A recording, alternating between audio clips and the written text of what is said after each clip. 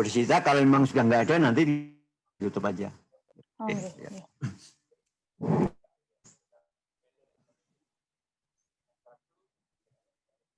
Oke, saya Selamat siang. lanjut, Pak. Mulai ya. Perkenalkan, nama saya Desita Ulfiana. Kalian bisa panggil saya Bu Desi saja. Koneksi saya sekarang agak sering putus-putus, mungkin nanti ada kurang jelas dan sebagainya. Bilang aja kalau koneksinya tiba-tiba hilang. Sekarang tugasnya, sekarang saya langsung masuk ke tugasnya Pak Pran aja ya. Jadi Pak Pran minta kalian untuk memgambarkan secara sederhana suatu bangunan gedung. Disambung tugas Mbak Desita namanya. Nanti asalnya gimana nanti diatur Mas ya. Mahasiswa maupun Mbak Desita caranya gimana nanti pembayarannya kaitan dengan pembayaran dulu. Ya, ini untuk tugasnya. Ya. Nah, mungkin kalau misalnya sekarang kalian belum terlalu gambaran, nanti Mas Yan tahu dulu ya. saya rasa ini masih ada yang mau ditanyakan dulu atau bagaimana, silahkan. Dari yang tadi sudah dijelaskan sama Pak Pran, mungkin ada yang masih jelas, silakan ditanyakan.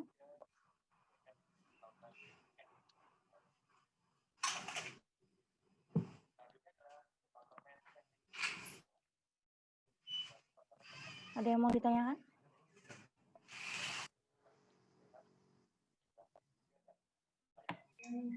Saya mau bertanya, Bu. Ya, silakan. Itu kan tadi ada teman-teman yang kebagian yang tipe yang USBR sama satunya lagi itu yang belum dijelasin sama Pak Pranoto. Mungkin teman-teman yang dapat tipe itu bisa dijelasin dikit Bu, biar teman-teman juga punya. Kan kalau yang flukter sama yang tadi yang dari Rusia tadi kan udah jelasin sedikit sama Pak Pranoto. Itu Bu, terima kasih. Kelihatan ya, saya ya. Kelihatan. Sudah terlihat PPT-nya? Oke. Saya kasih sedikit review, mungkin versi saya. Mungkin tadi Pak Pran menjelaskannya lebih detail mengenai perencanaannya apa. Saya akan sekarang jelaskan ke kalian gambarnya tuh harusnya seperti apa sih, atau detail penggambarannya untuk kalian tugas nanti seperti apa. Nah, kalau yang ini tadi yang sudah Pak Pran jelaskan bahwa kalau gambar itu dari kiri ke kanan. Kalau ini kan kanan ke kiri. Jadi kalau misalnya ini gambarnya kalian nanti dari kiri ke kanan, asumsikan ini dari kanan ya.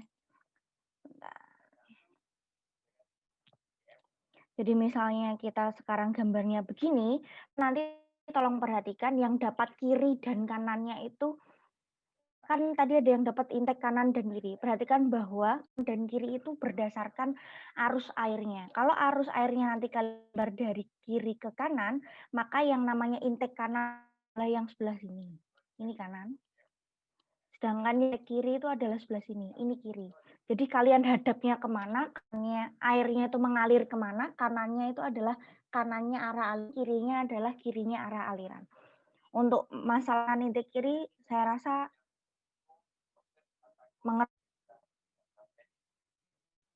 Mengerti, Bu.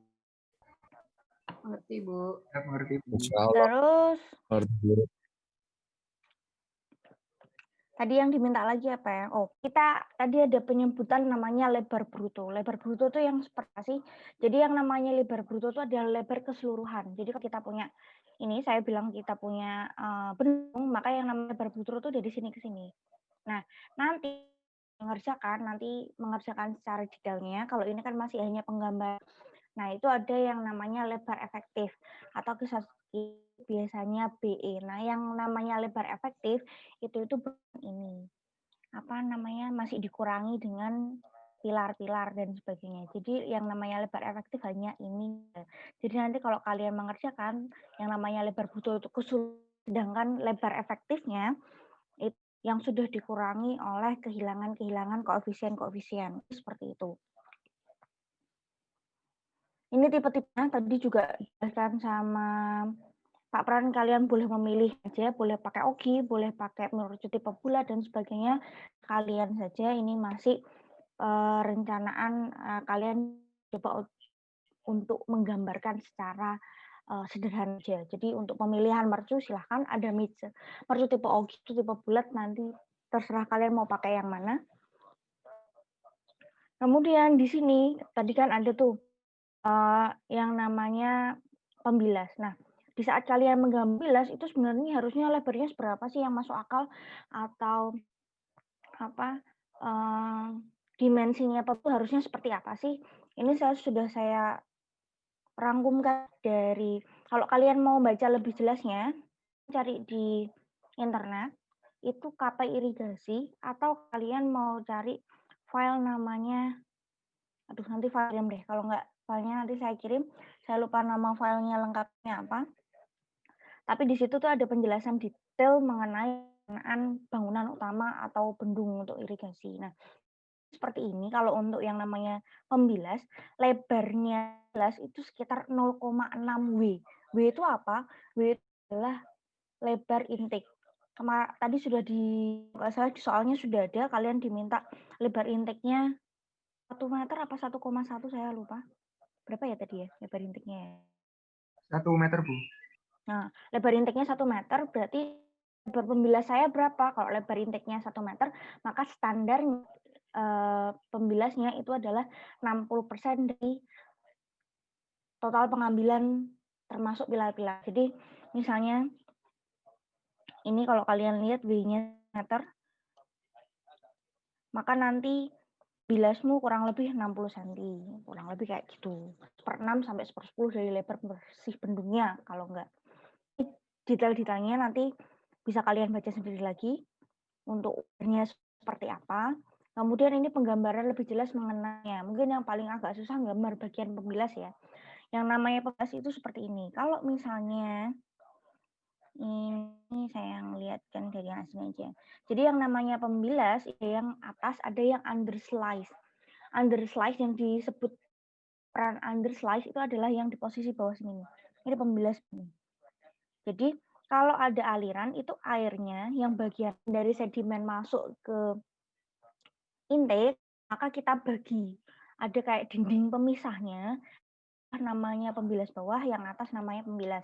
Nah, yang ini airnya itu masuk ke intake, sedangkan yang bawah ini nanti untuk mengumpulkan sedimen, di sini ada pintu yang kalau dibuka nanti pembilas istilahnya sedimennya bisa kita gelontorkan kayak gitu. Kalau gambar secara detailnya kurang lebih begini.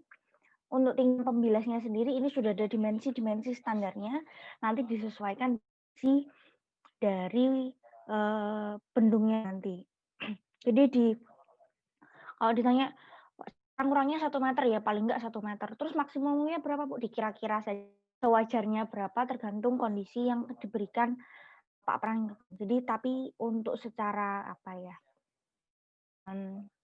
Standarnya itu ini saja dimensinya. Nanti saya kasih PPT masukkan ke Google Classroom. Kurang lebih begini. Terus kemudian ada yang namanya kantong lumpur atau sentrap tadi juga. Yang namanya saya simple aja sih. Dari intake maka akan masuk yang namanya kantong lumpur seperti ini. Ya, yang namanya lumpur itu pasti kondisinya dia lebih lebar. Jadi kalau nanti kalian ini ini saluran standarnya, saluran primernya, lebar dimensi saluran primer. Maka kalau saya mau menggambarkan kantong lumpur tuh harusnya lebarnya seperti apa? Dikira-kira aja, yang penting lebih lebar daripada salurannya. Emang kok harus lebih lebar, kenapa? Karena fungsinya sendiri si kantong lumpur itu untuk mengendapkan sedimen. Jadi sedimen itu terendap, maka kecepatannya aliran harus diperkecil. Jadi kalau misalnya kecepatan aliran itu besar, kan kalau kita punya batu kecil, kita punya kerikil, atau punya lumpur, itu akan terangkut. Nah, kalau kecepatannya rendah, maka punya kecenderungan untuk mengendap. Nah, disinilah tempat untuk menghentikan lumpur. Maka untuk mengecilkan atau menurunkan kecepatan, lebarnya saluran harus kita lebarkan biar kecepatan Nah, sini, jadi kalau kalian nanti gambarkan kantong lumpur, simpel aja lebar. Seberapa ya untuk karena ini nggak ada perhitungannya, kita nggak punya detailnya, maka pokoknya lebih lebar gitu aja. Nah, ujungnya si kantong lumpur itu nanti akan terdiri dari dua saluran lagi. Yang di sebelah sini ini adalah itu adalah saluran primernya. Yang di sebelah sana ini adalah saluran pembuangannya atau saluran buang. Nah, kalau kalian meletakkan saluran pembuang itu kembali ke alur sungai. Jadi kalau gambar yang tadi diberikan Pak mana ya? Nah, ini kantong lumpur. Kantong lumpur yang ini itu ada yang saluran primer yang balik ke sungai. Jadi fungsinya adalah untuk menggelontorkan sedimen yang dikumpulkan di sini dikembalikan lagi ke sungai, kurang lebih. Penggambarannya pokoknya tinggal lebih besar aja. Nah, ini kalau kita mau lihat, kita nanti kalian bikin potongannya, yang namanya kantong lumpur itu bentuknya kurang lebih kayak begini. Jadi ada kayak sedikit penurunan di sini yang fungsinya untuk, nah di sini pembilasnya, di sini pintu saluran primernya. Jadi kalau untuk pembilas otomatis pasti pintunya. Jadi kalau kalian gambarkan pintu pembilas untuk saluran kantong lumpur itu maka pintunya harus sampai untuk melontarkan sedimen yang dikumpulkan di bawah. Sedangkan kalau kalian di saluran primernya, kalau kalian gambar pintu saluran primernya itu harus di atas ini. Jadi kalau misalnya kalian gambarkan nanti hati-hati.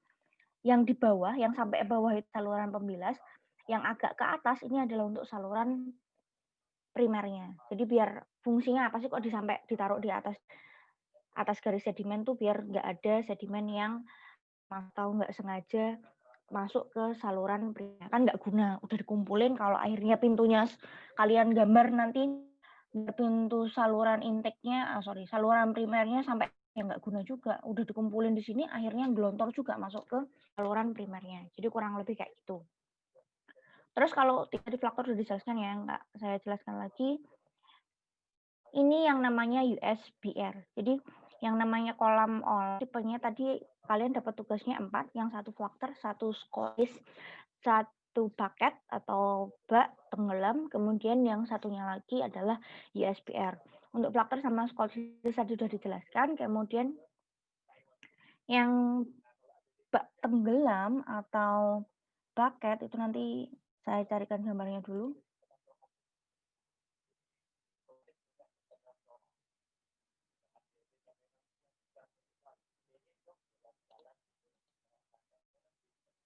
Ada yang nyorot-nyorot?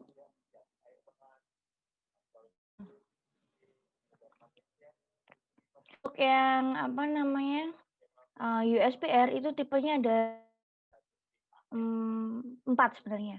USBR tipe 1, 2, tipe 3, dan tipe 4. Tapi yang biasanya sering digunakan itu adalah yang tipe 1 dan 3. 2 dan 3. Kalau yang ini adalah tipe 4, yang ini adalah tipe 3. Nanti kalau tipe-tipe yang lain, silakan coba kalian cari di internet. USBR itu adalah tipe kolam olah yang paling terkenal istilahnya, yang lumayan banyak dipakai. Jadi kalian nggak akan kesulitan untuk mencari bentuknya USBR apa. Cuma yang sebagai catatan saya bilang USBR tipenya sebenarnya ada 4. 1, 2, 3, 4. Mau pakai yang mana itu sebenarnya tergantung dari analisa hidrolisnya. Jadi penggambaran ini kalian asal comot aja, pokoknya sekiranya yang menurut kalian cocok yang mana, mau pakai 1, 2, 3, 4 terserah saja. Soalnya untuk penentuannya sendiri mau pakai USBR tipe 1, 2, 3, 4 itu ada perhitungan secara detailnya berdasarkan hidrolisnya, dan itu belum kalian lakukan sekarang. Jadi untuk penggambarannya silakan dipilih asal saja. Ini contohnya aja, yang ini USBR tipe 3, yang ini USBR 4.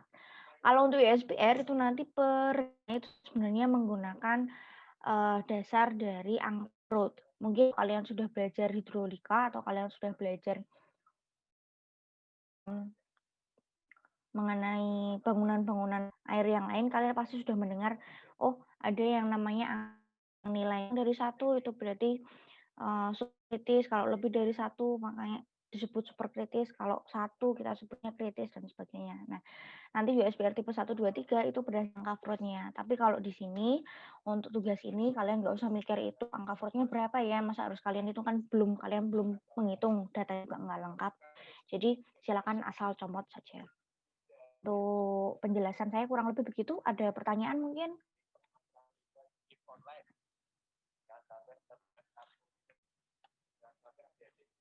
Ada pertanyaan? Cukup jelas, kurang jelas, tambah bingung?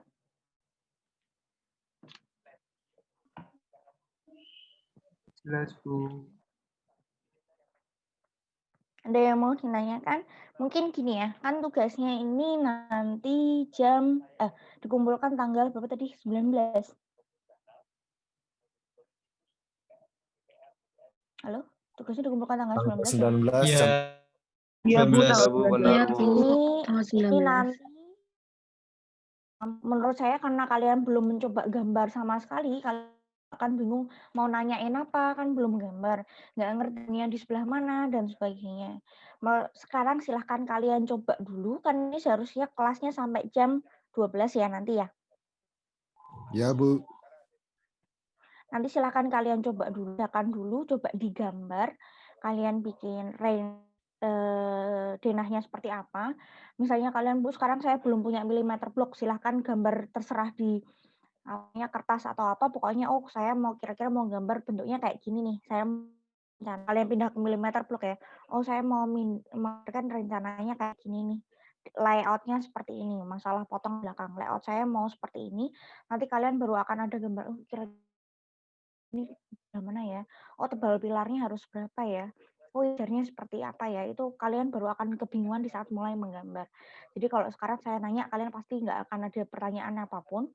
Mending silahkan dicoba. Nanti jam 8:30, saya kasih waktu 2 jam ya. Nanti 11 kita meeting lagi, online lagi. Silahkan bertanya di saat itu. Gimana? Bu. Baik, Bu. Ya. Oke ya, jadi silakan ini dicoba dulu di range kira-kira harus seperti apa, yang mau kalian gambarkan untuk tugas seperti apa. Nanti jam 10:30 kalau kita ketemu, silakan kalau kalian ada kesulitan. Itu nanti ini ada adminnya nggak ya?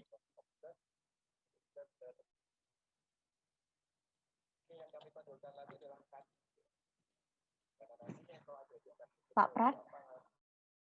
Ya, gimana? Pak, ini kan kalau misalnya saya nanya sekarang pasti belum ada pertanyaan. Nanti saya online-kan lagi jam 10:30 Boleh, bisa boleh. Pak. Ya, biar mencoba dulu, nanti jam 10:30 kalau mereka ada pertanyaan. Kalau ini kan mereka belum nyoba, pasti nggak ada pertanyaan. Oke, setengah 11. Ya, Oke, nanti saya bilang Aan supaya di-on-kan setengah 11 ya. Iya, Pak. Berarti kita sudah akhiri dulu. Iya, kita akhiri dulu 10:30, saya mulai lagi. Oke. Biar mereka coba dulu. Ya, untuk anak-anak silahkan coba dan menanya gitu ya. Tapi kalau memang nanti hanya sedikit atau sudah bisa, ya silakan saja nggak apa. Itu ya. Kita akhiri sampai sini ya. Ya, Pak. Selamat pagi ya. Ayu, coba. Ayu ada nggak nih?